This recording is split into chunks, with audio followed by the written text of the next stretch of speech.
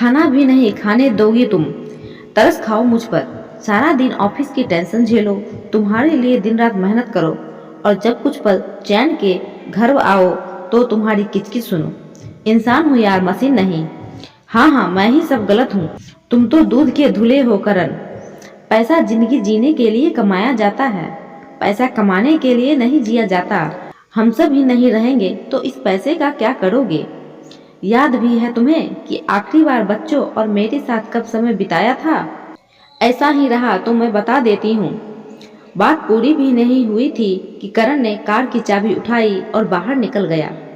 मगर वह कार में बैठने की बजाय पैदल ही निकल गया। कहाँ जा रहा था ये उसे भी नहीं पता था। कॉलोनी के आखिरी छोर पर चौकीदार का क्वार्टर था। अंदर से आ रही धीमी आवाजें सुनकर करण के कदम रुक गए। शायद वह चौकीदार पिंटू और उसकी पत्नी के बीच की बातें थी। खाना नहीं खाई तुमने? आपके बिना पहले कब खाई जो आज खाती? तुम ना बिल्कुल पागल हो। इतना इंतजार मत किया करो, बीमार हो जाओगी। आप है ना, आपको देखकर सब ठीक हो जाता है। फिर कुछ देर तक कोई आवाज नहीं आई। शायद पिंटू ने अपनी पत्नी को गले लगा लिया था। करण सोच रहा था, शायद मेरी अमीरी और उनकी गरीबी के बीच सुकून भर का ही फर्क है। करण ने मोबाइल निकाला और पूजा का नंबर डायल किया। उधर से पूजा ने फोन उठाया मगर कुछ नहीं बोली। शायद अपनी शिश्कियों को दबाने की कोशिश कर रही थी। कुछ पल बाद खुद को संभालते हुए उसने भराई हुई आवाज में कहा, हाँ, आई एम सॉरी पूजा, मैं सच में माफी चाहता हूँ। तुम सही कहती हो, मैं तुम्हारे लिए ही कमाता हूँ और तुम्हें ही भूल जाता हूँ। अब ऐसा नहीं होगा, प्लीज मुझे माफ कर दो। करण की आवाज में सच्चाई और पछतावा झलक रहा था। तुम पागल हो एकदम, ऐसे कोई बच्चों की तरह रोता है? अब घर आ जाओ, खाना खाते हैं। नहीं, मैं कॉलोनी के गेट पर खड़ा हूँ, तुम बच्चों को लेकर आ जाओ। आज हम सब बाहर खाना खाने चलेंगे।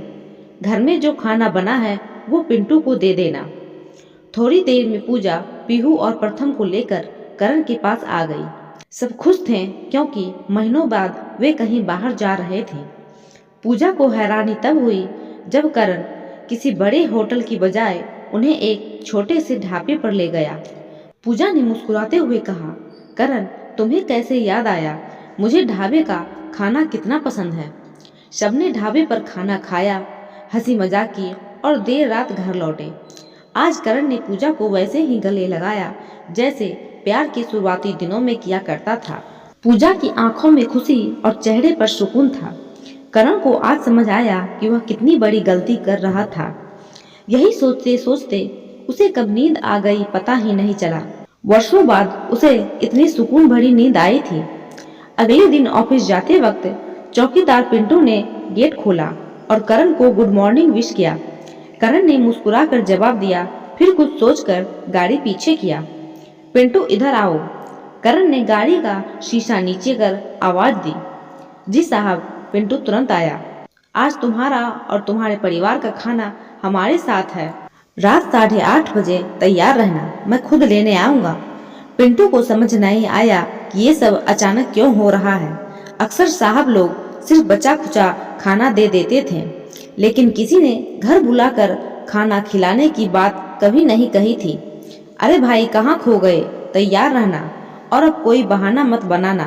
करण मुस्कुराया और आगे गाड़ी बढ़ा ली।